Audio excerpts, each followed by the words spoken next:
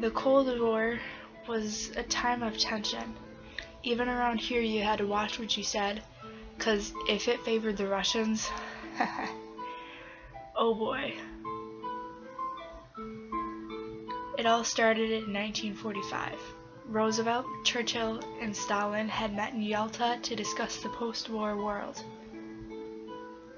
They had decided to liberate Poland.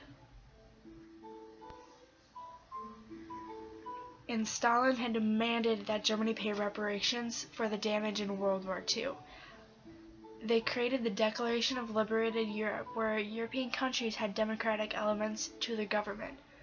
But Stalin had violated this and pressured Romania to be more communist. The US and Soviet Union partook in an era of confrontation and competition during 1945 and 1991. They wanted to know who was the superpower of the world. Out of the 7 US presidents during this time, Harry Truman, John F. Kennedy, Lyndon B. Johnson, and Ronald Reagan had the greatest impact. As for the Soviet leaders during the Cold War, and definitely the most funniest looking, there was Stalin, this guy with buck teeth, another guy with huge eyebrows, and Gorbachev. The US wanted to fight communism around the world, so President Truman had asked Congress for $400 million to fight communist aggression in Greece and Turkey. George C. Marshall's Marshall Plan sent U.S. aid to European countries to help rebuild economies after the Nazi damage in World War II. Truman said that the Marshall Plan and the Truman Doctrine were two halves of the same walnut, as both helped fight communism and prevent the rise of dictators. In Germany, 1948, officials determined that the Soviets were trying to weaken the German economy, so the US, UK, and France merged their military zones to make West Germany, and they let them have their own government. Meanwhile, the Soviet zone was East Germany, and they never got the compensations they wanted. The Iron Curtain separated the anti-communist and communist countries. But there is an issue. What about the capital? Well, they decided to separate Berlin into East Berlin and West Berlin and separate it by the Berlin Wall. A couple years later, Stalin had lifted this blockade. Cuba was controlled by Fidel Castro. The US, trying to get rid of dictators and communism, tried to overthrow his government, but they failed. Later, a U-2 spy plane captured photos of Soviet missiles in Cuba pointed at the US.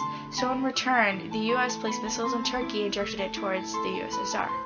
After negotiations, the Soviet Union agreed to take their missiles out of Cuba as long as the Americans did not invade Cuba anymore. The talks to reunify Korea had stopped, thus North and South Korea. But there's a question. Where will the border be? The North had invaded the South, and according to Truman, this was a test of containment, so the US forces flew in to hold off North Korea. This was basically pointless as the Korean War started and ended on the 38th parallel, killing more than 54,000 Americans. Truman believed in the domino theory, where if Vietnam fell to communism, the rest of Southeast Asia would as well. The Vietnam War was the biggest mistake, according to most American citizens. Nobody wanted to go into this war, so they all had to be drafted, and there was no way to dodge it. When all these people came home, they were not considered to be heroes. They were treated like criminals. They had so many problems that had infected them for life. They couldn't handle noises like fireworks, and they couldn't handle snakes either. Kennedy had created the new frontier. He raised the minimum wage from $1 to $1.25. Kennedy wanted to increase education and health care. He wanted to cut taxes too, but Congress denied.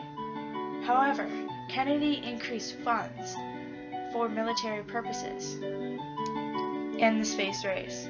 The space race was another competition between the US and Soviet Union of technological space developments. It all started with who could launch the first satellite.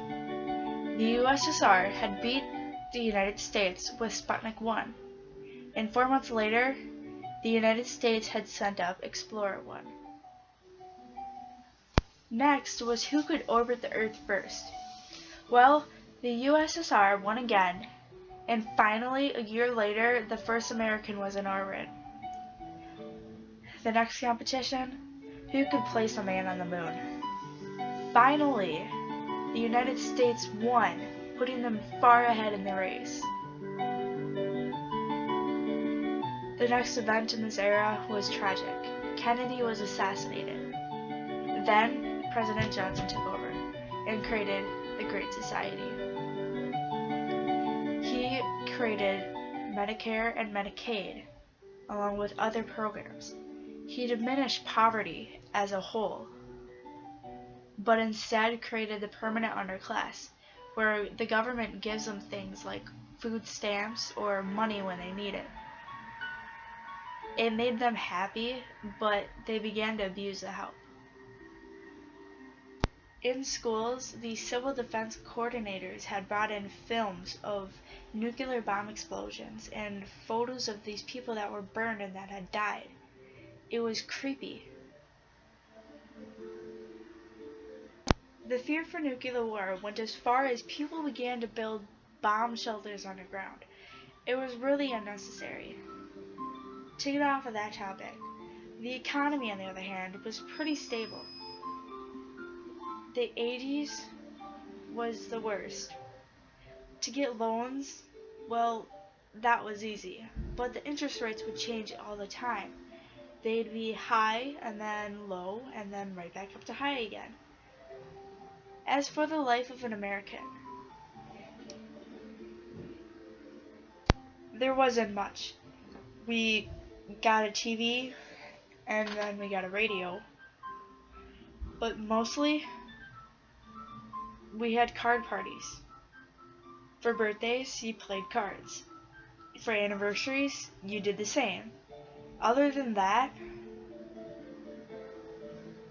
I guess you could say you worked.